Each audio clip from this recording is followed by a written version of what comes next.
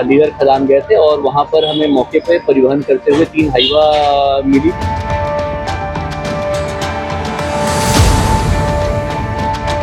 लीलर में अवैध रेत का भंडारण मिला। जेसीबी भी प्राप्त हुआ है और उसको भी जब्त कर लिया गया।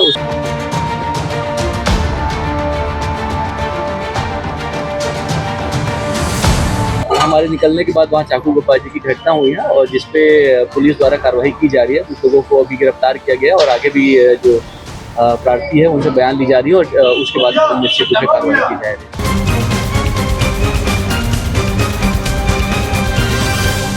छत्तीसगढ़ में रेत माफिया की गुंडागर्दी की खबरों के बाद राज्य सरकार ने सख्ती दिखाई है। बिलासपुर धमतरी में जिला प्रशासन की ओर से अवैध रेत खनन और भंडारण के खिलाफ ताबड़तोड़ कार्रवाई की गई। वहीं जांजगीर चांपा में अवैध रेत खनन रोकने टास्क फोर्स को एक्टिव किया गया है। बिलासपुर में एक ही दिन में प्रशासन की 70 टीम ने अलग अलग 85 जगहों पर छापेमारी की। इस दौरान जेसीबी, पोकलेन, हाईवा और ट्रैक्टर समेत 52 गाड़ियां जब्त की गई। साथ ही अवैध रेत भंडारण जब्त कर कई केस भी दर्ज किए गए। वहीं हाईकोर्ट की सख्ती के बाद भी रेत माफियाओं और प्रशासन के बीच साठगांठ के आरोप लगते रहे। इसे लेकर राज्य सरकार ने सख्ती दिखाई है, जिसके बाद बिलासपुर कलेक्टर संजय अग्रवाल और एसएसपी रजनीश सिंह ने रविवार को जिला खनिज टास्क फोर्स की आपात बैठक बुलाई। कलेक्टर ने अधिकारियों को निर्देश दिए कि अवैध उत्खनन, परिवहन और भंडारण करने वालों के ठिकानों पर ताबड़तोड़ छापेमारी कर एफआईआर दर्ज की जाए। उन्होंने स्पष्ट रूप से कहा कि कार्रवाई बेखौफ होकर की जाए। बिलासपुर में सोमवार सुबह एसडीएम, एसडीओपी, सीएसपी, तहसीलदार, नायब तहसीलदार, थाना प्रभारी और खनिज विभाग के अधिकारियों की 70 टीमों को रवाना किया गया। इस दौरान टीम में शामिल अफसर और 100 से अधिक पुलिस जवानों ने जिले के 85 जगहों पर छापेमारी की। इस कार्रवाई में 13 स्थानों पर डंप हजारों घन मीटर रेत जब्त की गई।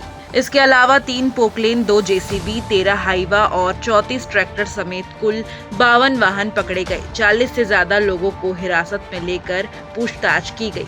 जिनके वाहन जब्त किए गए हैं उनके खिलाफ जुर्माने की सूची तैयार की जा रही है। सोमवार को हुई कार्रवाई के दौरान टास्क फोर्स की टीम शहर से सिविल लाइन से सरकंडा, कोनी, कोटा, मस्तूरी, हिर्री, बिल्हा, पचपेड़ी और तकतपुर क्षेत्र के ग्रामीण इलाकों तक पहुंची, जहां रेत घाटों पर हो रहे अवैध उत्खनन और परिवहन पर ताबड़तोड़ कार्रवाई की गई। इस कार्रवाई के दौरान अवैध रेत भंडारण को जब्त किया गया। बताया जा रहा है कि हजारों घन मीटर रेत जब्त किया गया है, जिसका आकलन किया जा रहा है। वहीं धमतरी जिले में भी रेत खनन और भंडारण स्थलों पर प्रशासन की कार्रवाई की गई है। एसडीएम पीयूष तिवारी की टीम ने देर रात छापेमारी की। टीम में नायब तहसीलदार और पुलिस भी शामिल है।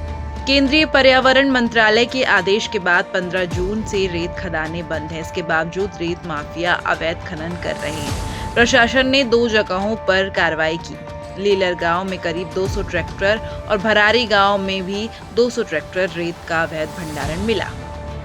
टीम ने लीलर और भरारी में 3 चैन माउंटेन, 1 जेसीबी और 3 हाईवा वाहन जब्त किए। छापेमारी के समय खदान में अवैध खनन चल रहा था। रेत निकालकर भंडारण भी किया जा रहा था। एसडीएम तिवारी ने बताया कि सभी वाहनों को जब्त कर आगे कार्रवाई की जा रही है। प्रशासन अन्य जगहों पर भी छापेमारी कर सकती है।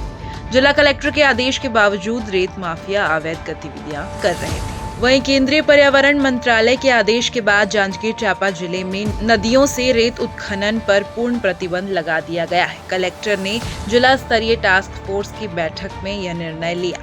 बैठक में पुलिस, खनिज, वन और परिवहन विभाग को संयुक्त कार्रवाई के निर्देश दिए गए। कलेक्टर ने स्पष्ट किया कि 10 जून से 15 अक्टूबर तक नदियों से रेत उत्खनन पूरी तरह प्रतिबंधित रहेगा। अवैध गतिविधियों पर तत्काल कार्रवाई की जाए। वर्षा ऋतु के दौरान खनिज के अवैध कारोबार को रोकने के लिए टास्क फोर्स को सक्रिय किया गया है। अधिकारियों को भार क्षमता से अधिक खनिज परिवहन पर कार्रवाई करने के निर्देश दिए गए हैं।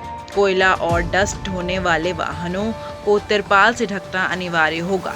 गिट्टी खदानों के सीमांकन के लिए राजस्व विभाग को निर्देशित किया गया।